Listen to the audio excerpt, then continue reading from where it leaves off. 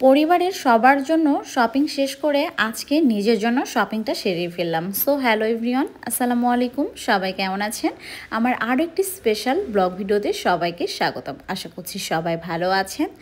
অনেক ঘোরাঘুরির পর নিজের জন্য আজকে ফাইনালি ড্রেসটা সিলেক্ট করতে পেরেছি। শুধু কি ড্রেস, তার সাথে কিন্তু ছিল ব্যাগ, আর সাথে আমার দুই ছেলের ড্রেসও আজকে এখান থেকে আমি নিয়েছি। হাতে সময় একদমই কম ছিল, কারণ আমরা এসেছিলাম রাতের বেলা, আর এখান থেকে শপিং শেষ করে বাসায় গিয়ে আবার লাগেজপত্র গোছাতে হবে, কারণ পরের দিন একদম ভোরে আমাদের ট্রেন আছে রাজশাহীর উদ্দেশ্যে খুলনা থেকে। এইদিকে আমি আমার নিজের জন্য ড্রেস, ব্যাগ, জুতো সব কিছুই দেখছিলাম, আর দোতলাতে ইভানের বাবা ইভান ইরামকে নিয়ে চলে গেছে তাদের ড্রেস দেখার জন্য। তো কিছুক্ষণ পরে দেখছি যে ইরাম উপর থেকে নিচে চলে এসেছে এবং মনের সুখে সে দৌড়াদৌড়ি ঘোরাঘুরি করতেছে, এই হচ্ছে অবস্থা। তো ড্রেস পছন্দ হয়েছে, তারপরে ব্যাগ পছন্দ করার পালা। তো দুইটা ব্যাগ আমার খুব বেশি পছন্দ হয়েছিল, তবে ভাবছিলাম যে কোনটা নিলে বেশি ভালো হয়। তো এইখান থেকে আমি চুজ করে আমার পছন্দের ব্যাগটা আমি নিয়েছি, কারণ আমার একটু প্রবলেম হয়, যেহেতু ছোট দুইটা বাচ্চা, এই জন্য যখন লং জার্নি করি তখন একটু বড় ব্যাগের প্রয়োজন হয়। তো এই জন্য আমি আজকে একটু বড় টাইপের ব্যাগ নিয়েছি।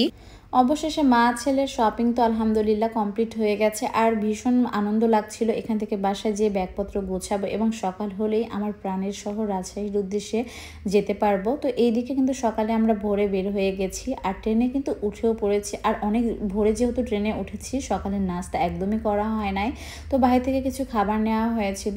ভোর 6:30টায় আমরা ট্রেনে উঠেছি, এখন বাজে 9টা। অনেকটা পথ আমরা পেরিয়ে এসেছি, তো এর মধ্যে একটু খারাপ লাগছিল, তো এই জন্য মামাকে ডেকে বললাম যে কফি দিয়ে যাবেন। তো এক কাপ কফি খেলে কিন্তু একটু রিফ্রেশমেন্টও লাগে আর ভালোও লাগে জার্নির সময়। তো এইদিকে আমি কফি নিয়ে নিলাম, আর তার সাথে বাটার বান খেয়েছি, আর সাথে আমার বিস্কিট ছিল।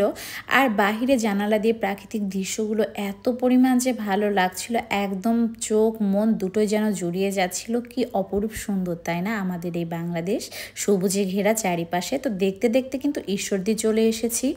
ঈশ্বরদীতে যখন ট্রেন দাঁড়াই তখন 15 থেকে 20 মিনিট সময় নেয় এখানে। তো এর ফাঁকে ইভানের বাবা আবার ট্রেন থেকে নিচে নেমে গেছে একটু হাঁটাহাঁটির জন্য, আর আমার জন্য সাথে করে নিয়ে চলে এসেছে ঝালমুড়ি। আর ঝালমুড়ি খেতে আমার ভীষণ রকমের ভালো লাগে, বিশেষ করে যখন জার্নি করি তখন কিন্তু ঝালমুড়ি বেশ ভালো লাগে। আমরা এক পাশে 3 মা ছেলে বসে আছি, আর আরেক পাশে ইভানের বাবা বসে আছে। আর এই তো দেখতে দেখতে কিন্তু আলহামদুলিল্লাহ খুব ভালোভাবে আমাদের প্রাণের শহর রাজশাহীতে আমরা পৌঁছে গেছি, আর ট্রেন থেকে কিন্তু আমরা নেমেও গেছি। আর নামার পর একটু টুকিটাকি ভিডিও ক্লিপ নিচ্ছিলাম। আমার প্রাণের শহর রাজশাহী বলে কথা। এই ঈদটা কিন্তু আমাদের খুলনাতে করার কথা ছিল, কিন্তু ছেলেদের আবদার রাখার জন্যই রাজশাহীতে চলে আসলাম ঈদ করতে। তো আজকের ভিডিওটা এই পর্যন্তই। সবাই ভালো থাকবেন, সুস্থ থাকবেন। আল্লাহ হাফেজ।